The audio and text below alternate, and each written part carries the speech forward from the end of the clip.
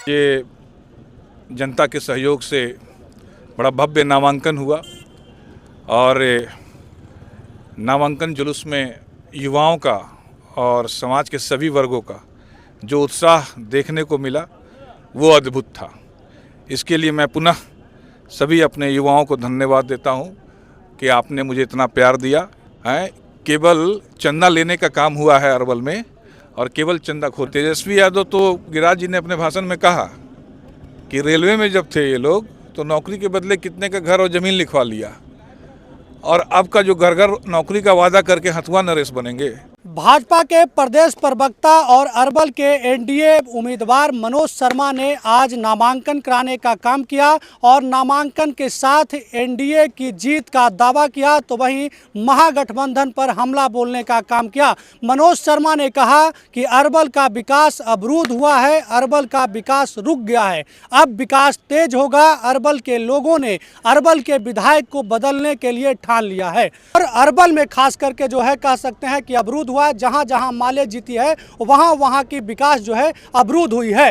क्या कुछ जो है अरवल में इस बार की चुनावी मुद्दा रहेगा, किन मुद्दों पर अरवल का चुनाव लड़े जाएगा और क्या है मनोज कुमार का मिशन, हम जानने का प्रयास करते हैं। सबसे पहले ये बताइए सर कि आज नामांकन कराए हैं, किस मुद्दा के साथ अरवल चुनाव लड़ने की तैयारी है आपका? पहले तो आपके माध्यम से अरवल की तमाम जनता को मेरा सादर प्रणाम और धनतेरस की शुभकामना, दिवाली की शुभकामना।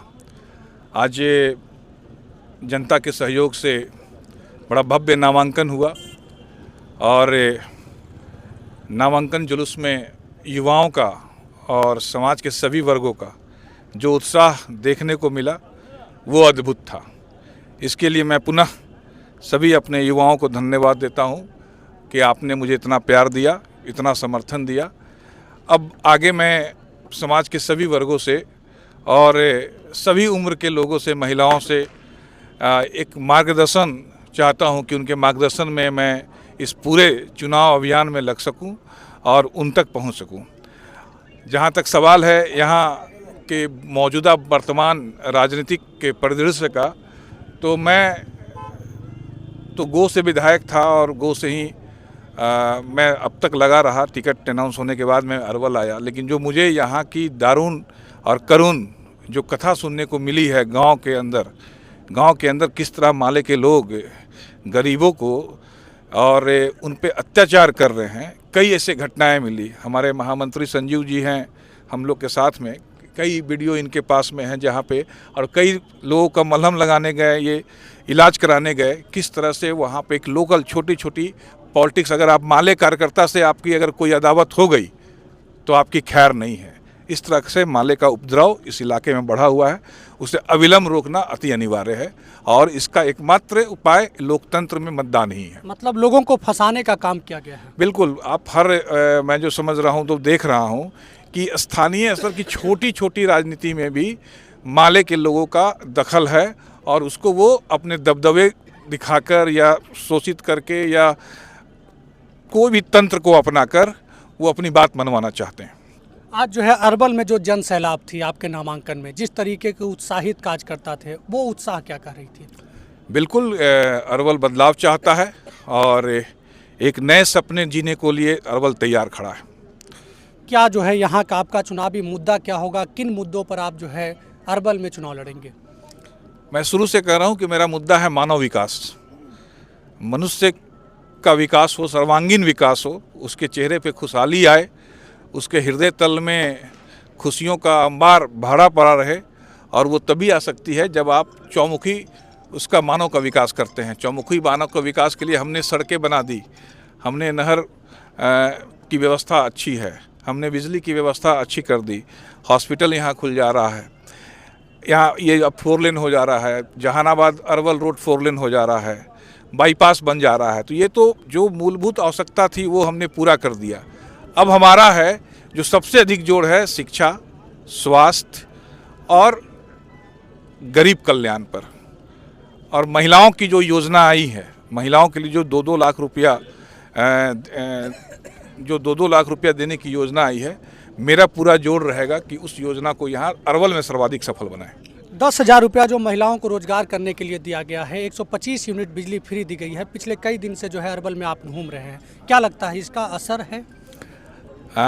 ये तो सरकार की, मैंने कहा ना कि कोई भी लोकप्रिय सरकार अगर वो जनता से ही पैसा आता है, जो सरकार के पास में जो बजट बनाती है वो जनता के पैसा से ही बनती है, उसी पैसा को जनता को वापस कर रही है। ये एक लोकप्रिय सरकार की, एक कल्याणकारी सरकार की और एक गरीब कल्याण सोचने वाली सरकार का ये पहला कदम होता है जो कि ये किया जा रहा है। आप उम्मीदवार के साथ साथ जो है भाजपा के प्रदेश प्रवक्ता हैं। महागठबंधन में अब तक सीट का जो है बंटवारा नहीं हुआ है।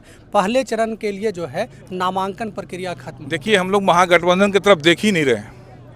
हम लोग तो चुनाव आया है तो इसमें अधिक से अधिक जनता से मिल ले, उनके साथ संवाद कर ले, वो हम लोग देख रहे हैं। महागठबंधन को देखने के हम लोग प्रयास भी नहीं कर रहे हैं। आपको अंतिम समय में जो है गोह से अरवल भेजा गया है, कितना तैयार हैं, कितना आश्वस्त हैं, क्या लगता है? नहीं, भारतीय जनता पार्टी तो शुरू से जानती है कि वो 101 सीट पे लड़ेगी या 105 सीट पे लड़ेगी।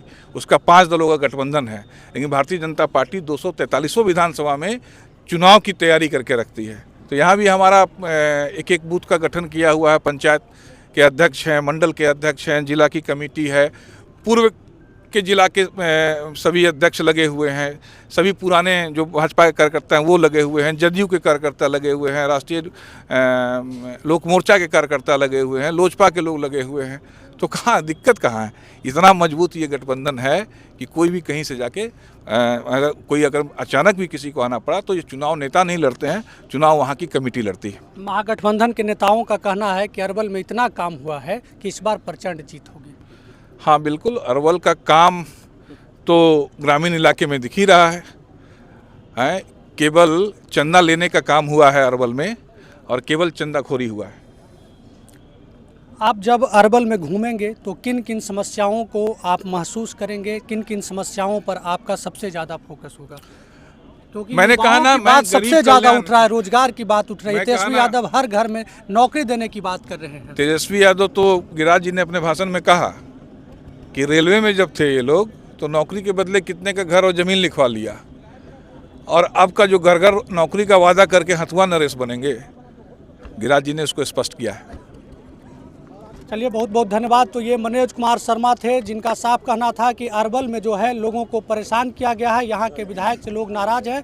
आपको बताते चले कि जैसे ही इनका नामांकन हुआ, उत्साहित कार्यकर्ताओं ने जोरदार स्वागत के साथ जो है कह रहे थे कि इनका जीत तय है।